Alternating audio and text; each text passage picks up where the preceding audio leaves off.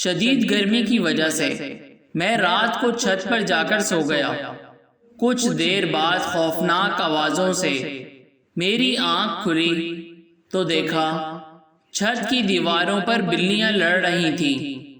پہلے میں نے سوچا کہ جوتا اٹھا کر ماروں، لیکن پھر سوچا کہ اندھیرے میں کہاں جوتا ڈھونڈوں گا، تھوڑی دیر بعد خود ہی چلی جائیں گی۔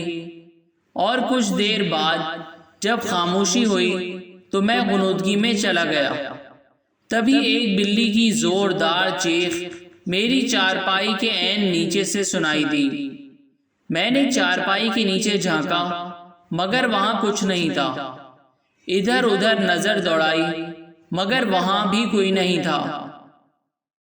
میں نے سوچا کہ شاید میرے اٹھتے ہی بلی نے برابر والے گھر میں چھلانگ لگا دی ہے۔ میں نے یہ سوچ کر جوتا اپنے پاس رکھ لیا کہ اب آئے گی تو نہیں چھوڑوں گا۔ دوبارہ آنکھ تب کھلی جب بلی کے غرانے کی آواز میں نے اپنی چارپائی کی سیدھی طرف سے محسوس کی۔ پھر تو یہ آوازیں پوری چھت پر پھیل رہی تھیں۔ شدید خوف کی وجہ سے میرا بدن کانپنے لگا۔ اچانک میں نے دیکھا کہ ایک سیاہ بلی دیوار پر بیٹھی سرخ آنکھوں سے مجھے گھور رہی تھی۔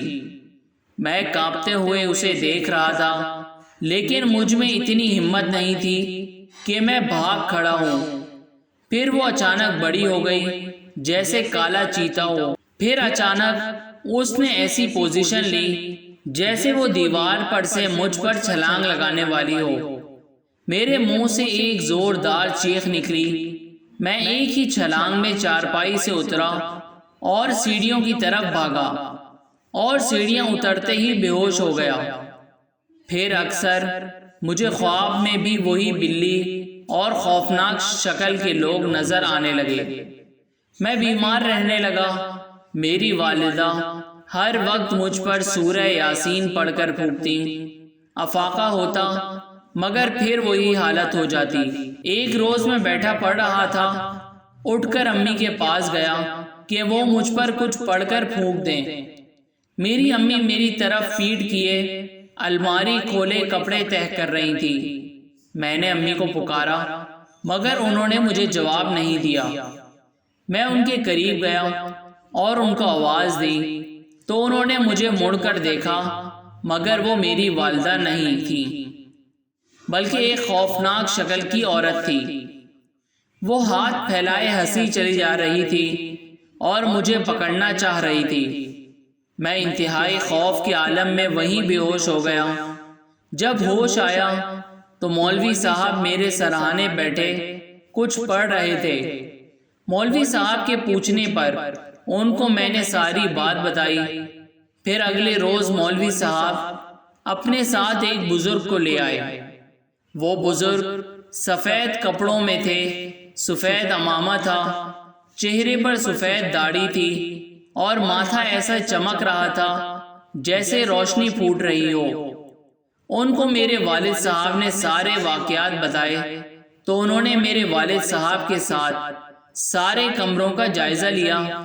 چھت پر جا کر ایک کونا دیکھا اور ساتھ والوں کی چھتیں بھی دیکھی۔